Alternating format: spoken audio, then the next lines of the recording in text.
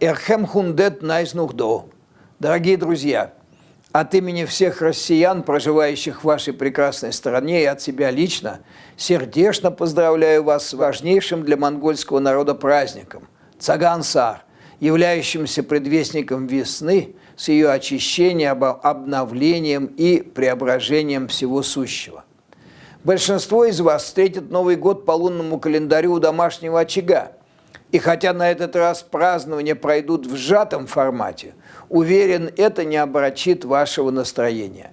Ведь для монголов, ставящих во главу угла крепкие родственные связи, семейные ценности, самое главное – встретить Цаган-Сар в кругу близких и любимых людей, чтобы подарить друг другу заботу, радость и положительные эмоции. От всей души желаю вам, чтобы Новый год был богатым и изобильным, чтобы в ваших домах царило согласие, а в душе гармония. Пусть год металлической мыши, которая считается сообразительным и смышленым животным, принесет удачу во всех ваших делах и ваших начинаниях. Желаю дружественному монгольскому народу добра, благополучия и процветания, а главное – крепчайшего здоровья. Саршин де сайхан шелерей, монгол чуда.